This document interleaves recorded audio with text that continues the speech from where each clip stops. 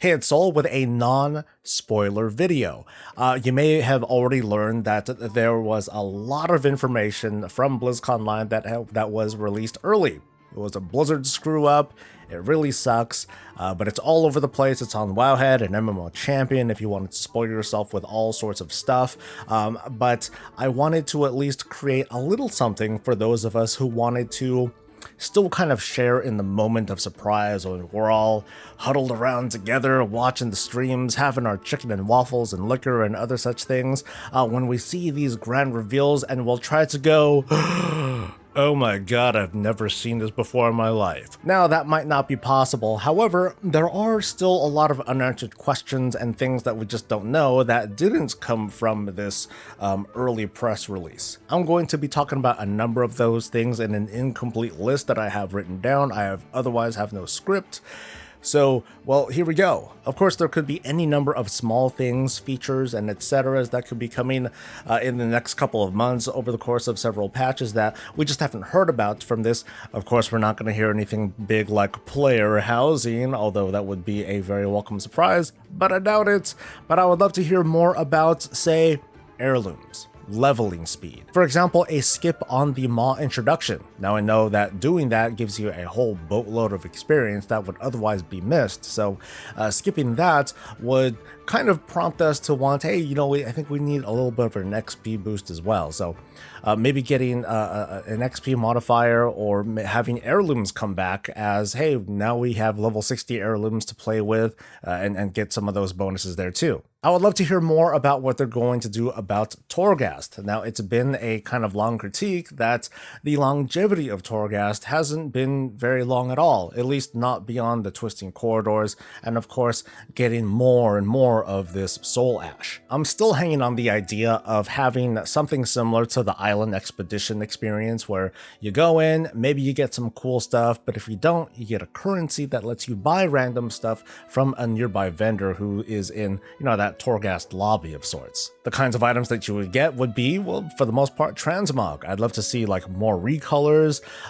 maybe old sets, things like that. The next major content patch is going to have a new raid and new armor and other such things, but are we going to get actual class sets coming? And from that, are we going to get tier set bonuses? That's something that a lot of people miss. And of course, there's going to be a lot of chaos that comes from that when you consider legendary crafting, which brings me to crafting. What is legendary crafting going to be like for those of us, like, let's pretend, hey, I'm a new blacksmith, I'm coming into this, and I can make, oh shucks, a stage 6 legendary. How do I do that? Do I start from the very bottom? Is there going to be like some sort of boost that gets me to that, that lets me make those rank 3 legendaries right away, or what? Or was it rank 4? I'm actually not remembering this correctly, but you know what I mean.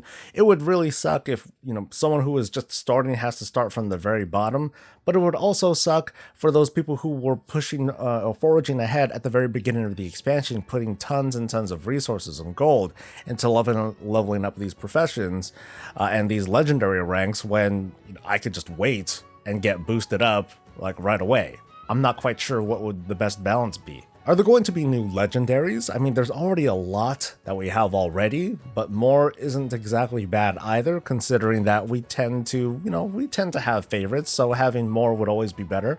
I don't foresee them adding extra slots. I don't foresee them adding like trinkets or weapons, because those would almost automatically make them like kind of an instant lock for the sake of not even getting the effect from the legendary, but probably just having a really strong weapon. We learned that we're going to get boosts to anima acquisition, that once we're done with upgrading our Covenant Sanctum, actually let me rephrase that. Once you're done retrieving all the souls or redeemed souls that you're possibly able to get from rescuing souls from the Maw and all that, you know, that one weekly, we're going to get an award of 500 anima each week for completing that same quest. And that's not very much. I don't anticipate seeing something like 5,000 or some ridiculous amount, because there's still only a finite number of things that anima can buy anyway. But I do wonder if the new content that's coming in the next couple of patches or so, if it's going to overall just increase the number of possible activities that we can do in order to get some extra anima, or if these new activities are going to just straight up award more anima than the old activities in kind of a way to retire some some of those old activities, but without making them totally useless, in case we wanted to like hard farm them. Are we going to get new battlegrounds or brawls? I mean, like, I would love to see another reskin of like Warsong Gulch, or like a winter Warsong Gulch. I don't think that would work out very well, but you know, something along those lines where the map's the same, but everything just feels different. I think it would be kind of a trip to see an Alterac Valley like without the snow, or an Ashran with the snow.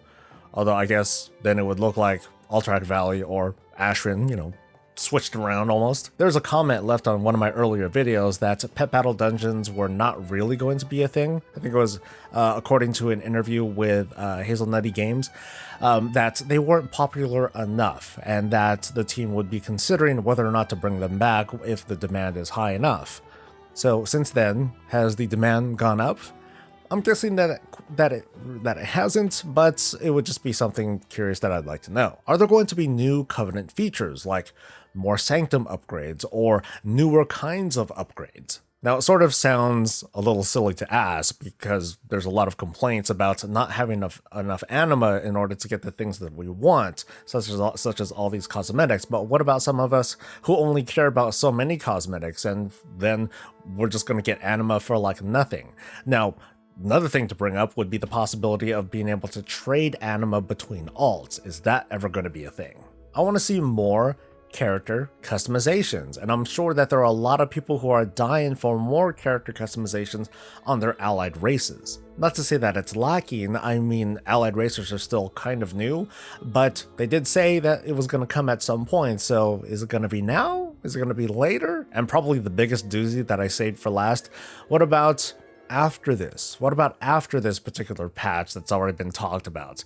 Are we going to go to Argus, or, you know, some sort of like, whoa, kind of equivalent? It has been a while since we've had a far off reveal that we weren't going to learn more about for, you know, several months or so, but there is a reasonable chance during the What's Next panel that we might get a last second teaser of, hey, this is where we're going to be, you know, in the 9.3 patch, so get ready, and then we'll see a glimpse of something, and then we'll be like, what the hell is this?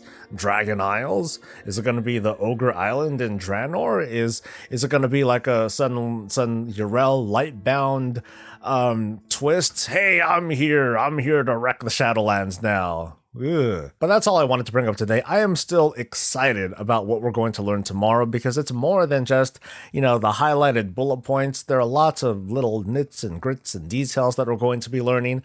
There are going to be developer interviews that will be going on, and you're probably going to see them throughout the weekend. So stay tuned for those. We'll hopefully learn some exciting stuff and reveals and gaffes and all sorts of things. But that's going to be it for me. Let me know what you would love to hear more about in a comment below, but just try to keep the spoilers to a minimum, or, you know, try to obfuscate or hide them if you can. Otherwise, please like the video if you enjoyed yourself, subscribe for more of this and all things Warcraft, and we'll see you for the next thing, or actually we'll see you tomorrow for Blizzconline. Until then, stay safe, stay healthy, and stay breezy.